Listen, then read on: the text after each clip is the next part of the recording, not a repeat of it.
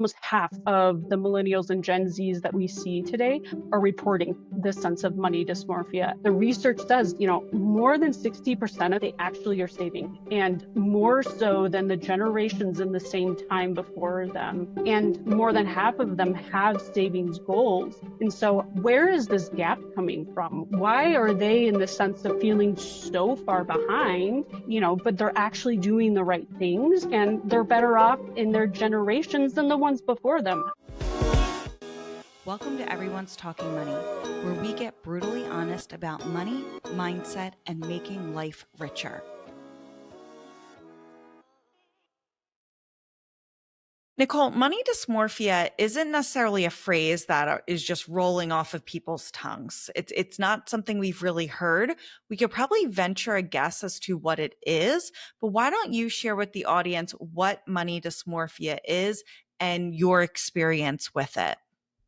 I'm so happy to hear you say that, because money dysmorphia sounds so unapproachable and scary. And what is going on with this whole term? I felt the same way when I was introduced to it. But when you break it down simply, it's something that I think each and every one of us can truly see ourselves in.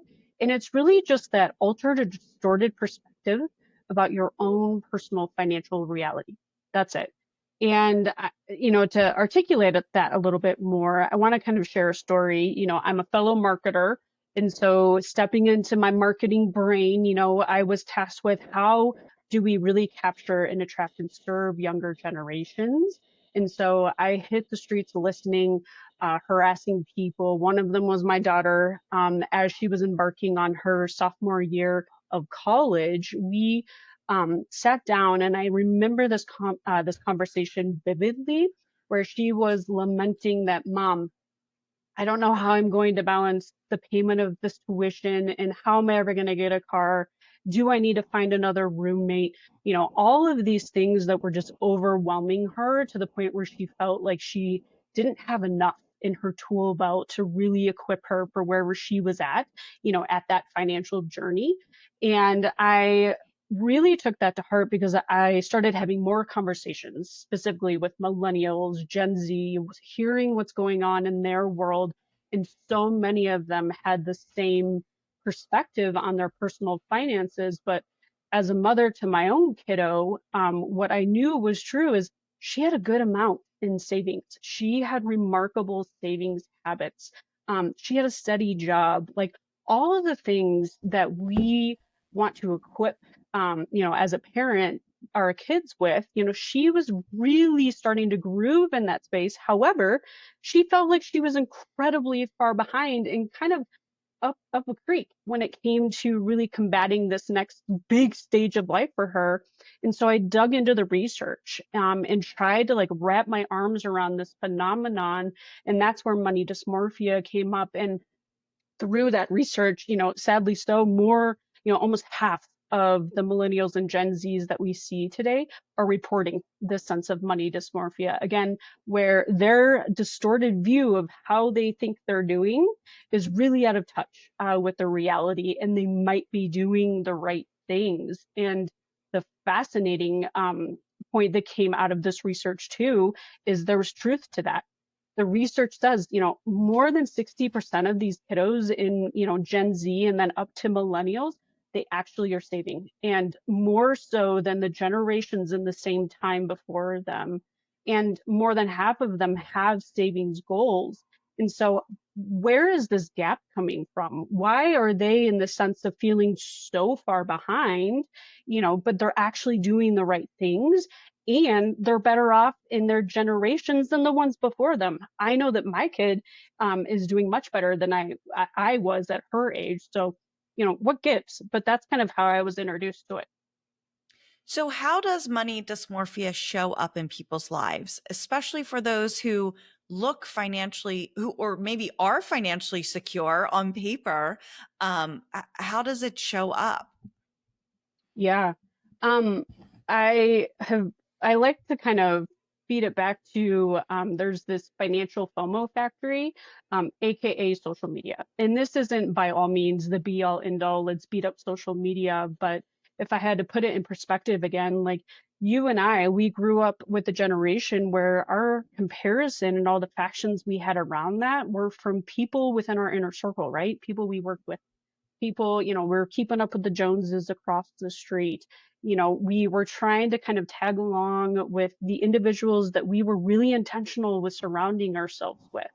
Well, social media has kind of blown that out of the water and really created this financial FOMO factory.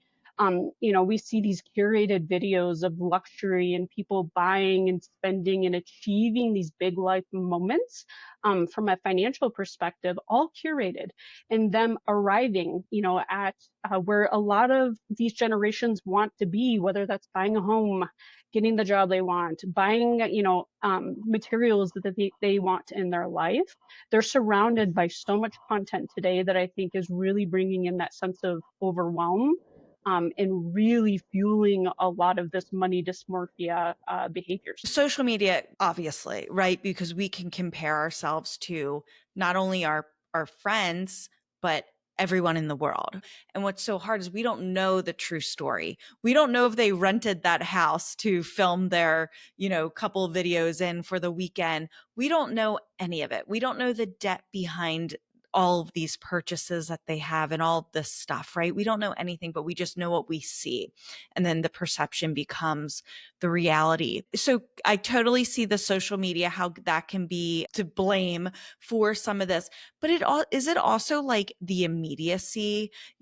Kids today, people today, even, I mean, us, like, we grew up going on AOL where we had to like hear it call in. And it was like, like it took 2 minutes, and it was like if we got in it after 2 minutes, it's like, yes, success. Now it's like if my page doesn't load right away, I'm like, what's going on? Why is this so slow? So everything is just so immediate today. So it's like, well, if I Yeah. get a job, I need to be rich, quote unquote, immediately, or I need to have this money immediately. And especially with finance, money takes time. You need to build momentum. You need to put things in place to make things happen for yourself. So money in general is not fast, right? Mm-hmm. If we're doing it the traditional, if we think of all the traditional ways to make money or make financial changes. So could it also be just like we're just such a fast-paced society now that if something doesn't happen immediate, there's something wrong? Yeah, gosh, I love that. You're a girl after my own heart because I think not only the immediacy and the gratification elements come into that, but also to your point, habits aren't sexy, right? No one's going to show all the grit, the grind, the failures, the emotional things that go into really building and equipping you for your financial journey, whatever that is. Like habits don't motivate people, or they don't want to watch the hard work. And I think a lot of the content that's being shown is that crystal, clear, I've arrived moments, but we're really not um, sourcing and getting content either social media or through conversations, with our own circle of peeps. What do your habits look like? How do I truly see change? How do I get on the right track? And then with those habits, I think there would be an element of self-discovery, that they might realize like, oh, well, I'm doing some of those things. I must be on the right track. But again, I think there's just this luxury and in content in kind of having it spit and polished and here I've arrived moments instead of really kind of going through like the true trials and tribulations and the habit building and the formation of some of the things to get there. And I think that's something that with Sarah that really was compelling for me because I think if people take those moments to really slow down, like you said, and really assess some of the things that they're doing to move them in the right or wrong direction, they might find that they're better off than they actually think. And that was kind of the change moment for us to combat money dysmorphia is you have what it takes to move past this and you're better off than you might think you are, and you can do money. And we're positioning it from if you can do all these harder things in life, like have patience to dial up AOL, get a kid to school on time, all of these real life moments to equip you to show you the habits that you already have in place that have you in the right track to build this financial prosperity for yourself. You can do this, and I think that's what a lot of financial institutions need to play more of a role in is to really help them understand that it's not just we need them, to get forward, that walk alongside of them and we remind them, first and foremost that you have what it takes and money is emotional and let's really sit with that first. How much do you see the pressure to hit financial milestones contributing to money dysmorphia? I feel like, in a way, the next generation is kind of bucking some of these trends. I think by choice and not by choice. I mean, the average first time home buyer age is now 38. It used to be 35. So that could be out of choice or out of, I don't have a choice because I couldn't afford it until now to buy a home. But how much do you see the pressure of these hitting these financial milestones contributing to money dysmorphia? Yeah, I know we're all feeling it everywhere, especially, I'm in Denver, Colorado, and the cost of living is quite substantial. And so that's another big milestone that we're trying to combat with this generation. And quite honestly, we all know that homes are really an entryway for wealth, and that personal financial prosperity. So with money dysmorphia, if it's stopping these individuals from even coming in the door, right? They're stopping themselves before they even start. And it's almost paralyzing them in, excuse my language, like they feel fucked before they've even started. And so, like, how do we get them out of this mindset that no, no, no, like, you can attain this even when home prices are through the roof? All of these things really come cyclical in nature. And again, we want to bring them back, like, don't give up, here are the habits you need to stick to, and here's the pathway, and having that conversation and just talking about it with someone relieves that paralyzation from them that money dysmorphia can bring. And starting there is the perfect place when you're in this state of mind. So take our listeners like through a walk of what the mindset of someone with money dysmorphia. Like, what are some of the thoughts that they think? Maybe some scenarios. What does money dysmorphia actually look like? Yeah. Through our research, the biggest hurdle that we've seen is a lot of emotion around shame.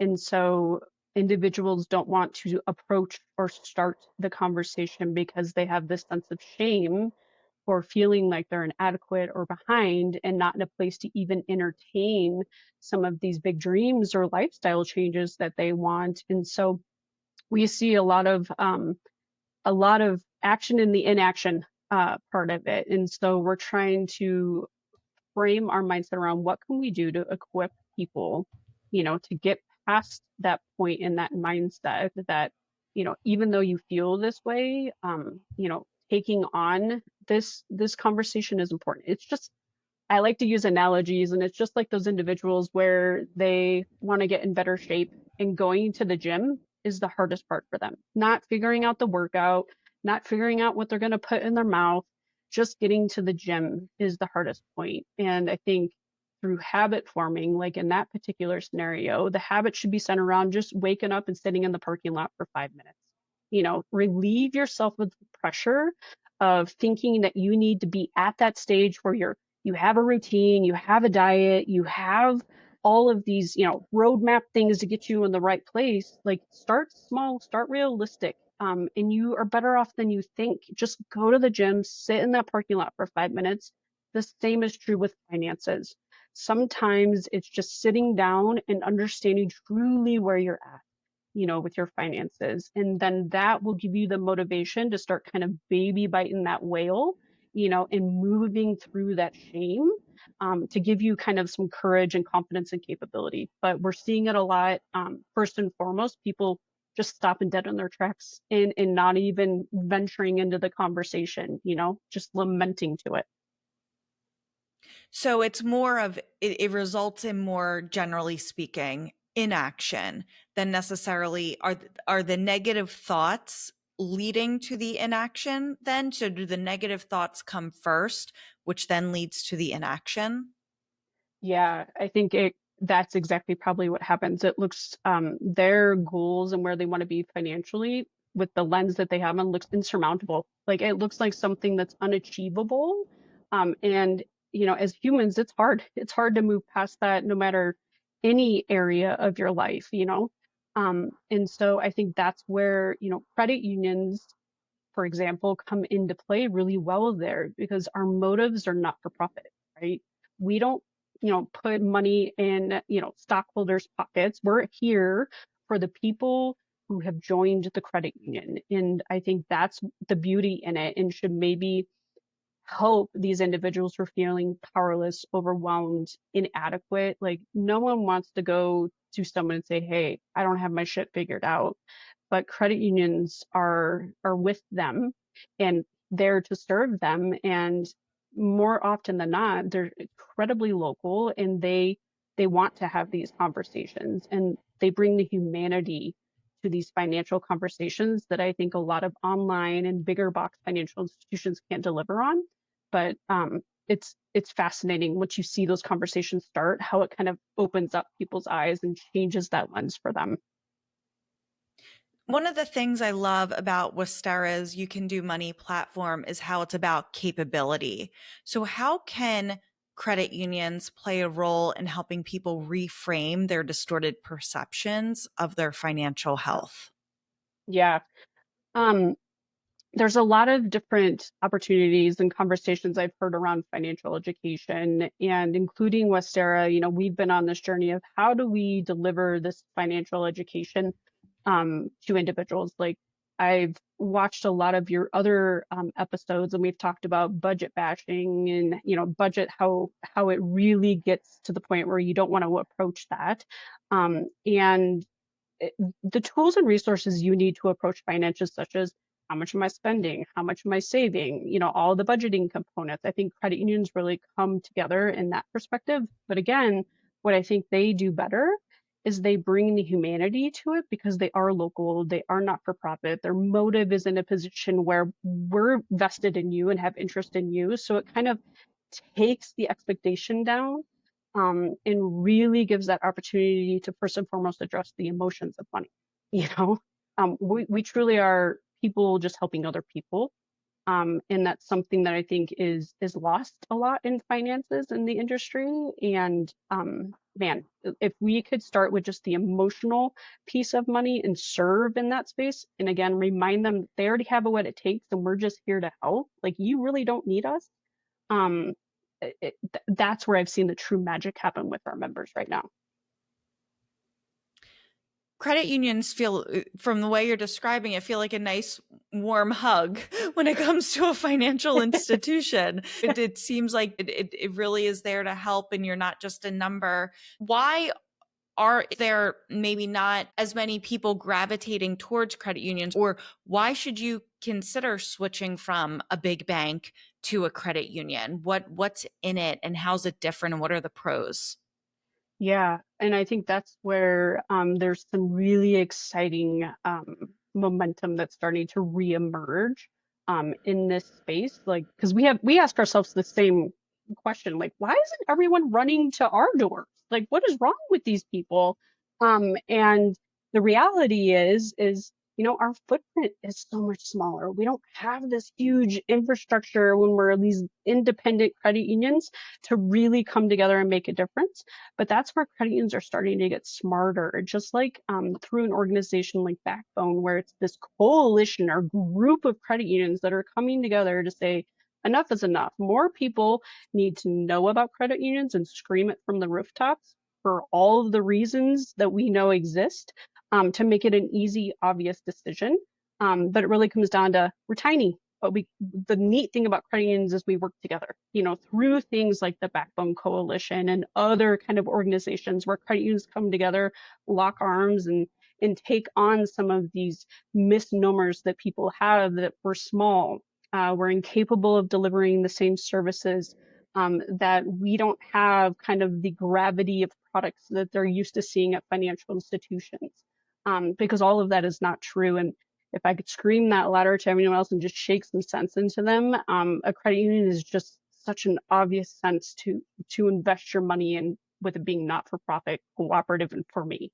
As a marketing professional, how do you balance creating aspirational messages around finance to your members and to the public with the intention to combat the money dysmorphia that's being created, but at the same time not feeding the beast of it and comparison traps and all of that. So what's the messaging sound like through these programs? Yeah, in the marketing language, we always ask ourselves, where's the proof points? Because there's nothing I hate more than a fluff ad that comes out and you can tell me all day that you can do money, but show me. Like, show me how this is going to come to life. Don't feed me the BS on this. I'm not here for a fluff value statement. And that's something, Westerra and credit unions alike, as we approach this, we don't have all the answers to that yet, but this has gotten us on the right path. And it's things as simple as going back to those habits. Like it's things like if you tell me you have a savings goal and you really want to get there, there's no reason today, in this financial world that I'm not alongside you, sending you notifications, high-fiving you from a distance, when I can see the habits that you're demonstrating to get there. Those are the proof points. The proof points are going to come in ways of Westerra demonstrating and being able to listen to what people truly want to accomplish and just giving them those high fives or those moments of encouragement when they've stepped backwards to do so. Like it doesn't have to be revolutionary. I love kind of the forward thinking in this space, but we're trying to start simple and really have this equation of reminding them that they've done harder things than money, reminding them, to start with these habits of setting goals, setting your spending, all those back to basic things. But then we're going to listen and be there to be like, hey, we noticed you missed it a little bit, or man, you killed that goal. And I think that's the technology we have, capable and available to us today to really deliver on some of these proof points. So it doesn't sound like a bunch of bullshit, you know? Is it is the way to combat money dysmorphia motivation, education, a combination of the two, turning off the comparison mediums that you look at that feed that comparison monster that you have? What How do we fight this? Because I can only imagine it's not going anywhere, right? No. I think financial literacy classes and all of that will help, but we're still human. We're still going to compare. We're still going to do all of these things. So how do we fight this? Yeah. Individually, I have three things that I tell people to kind of keep moving through this. One, first and foremost, just show yourself some grace. None of us were born with a handbook, of how to be the best at personal finances. And, just like life, it's a live and learn kind of journey, and so carve out space, try to just sit with, and just relieve yourself of the pressure that I think a lot of us are putting on ourselves. So just give yourself a high five in the mirror, or however you want to show yourself that you are on the right track for wherever you're trying to head is important. The second one is there's real power in shared humanity, right? This whole Me Too piece. And, in this digital age, it's hard to get that. And so I always encourage people just to talk to someone, whether that's a true financial advisor or counselor, or if it's your best friend or, someone in your family circle, just talking about what you're feeling and experiencing can really relieve a lot of this effect of feeling like you're behind, and again give you that power of just that shared conversation. um and then last but not least, I think, yeah, I should probably do this more often than not. Like, pay attention to what you're consuming, whether that's, through your online channels or however you're consuming that. If you are starting to feel heavy from a lot of this emotion about money, now is the time to really figure out what you are putting in front of your face, and how can you start curating this content, building those habits. Maybe this is your first habit, of making sure that the content that you put in front of you is really moving you forward and helping you get past this state of stuck, around money dysmorphia. I know you said what kind of happens when you have money dysmorphia is that you just don't get involved in your finances and you kind of take the head in the sand approach because you just feel like you're never going to get there. It's never going to be enough. But what else do you see? Is that the main symptom of it. Because if someone's listening going, this sounds kind of familiar, maybe this is me. I just thought I had kind of a bad relationship with money or a weird relationship with money. What kind of creates that tipping point to go, no, like this is money dysmorphia, and this is how it has an impact on your life? Yeah. I don't know why I always have to bring it back to food analogies. Like I'm an Italian at heart. And the other example I like to use is we all know we're not supposed to eat the treats at night, or we know that we have food in the fridge and we decide that we want to order DoorDash, right? There's these moments where you're at your end for, the end of the day, you're tired, all of these life factors that come in that make you make some maybe poor decisions that take you off track. And so we're seeing that, with individuals who are racking up a lot of credit card debt, who are overspending and trying to keep up with the lavish lifestyle. And their mindset is that, yeah, I'm not where I need to be, but I'm never going to get where I need to be. So just pile it on. But there's also those life instances too. So we see it in that opposite spectrum too, where it's stopping people in their tracks from taking that next step forward, but it's also they're burying themselves further, because they just don't want to deal with it. They never think that they're going to get ahead and really make those true financial impacts that they want to see. With so much noise about what financial success looks like, how can people build their own definition that feels authentic and not distorted, especially by outside pressure? I think it comes back to really rooting where you're at from a reality standpoint. And so that's the back to basics kind of take a moment to assess like what does my spending actually look like? What does my saving actually look like? What are my goals that I want to achieve in the next, 5, 10 years? And really having that moment where you're putting things on paper, maybe having a conversation with someone while you do it to put that in perspective, that you might actually be on track or you have some things to really start some good habits with, I think is key. Um, there's really no get rich quick, get back on track fast shot that you can, put in yourself. It's really just assessing the true real state that you're in. And sometimes that's as simple as putting a pen to a paper or talking to someone about it. What is one small shift or mindset reframe that someone struggling with money dysmorphia could try today to start breaking out of their distorted view? Um, being intentional about what you're thinking, pay attention to how you're thinking and what you're thinking about money.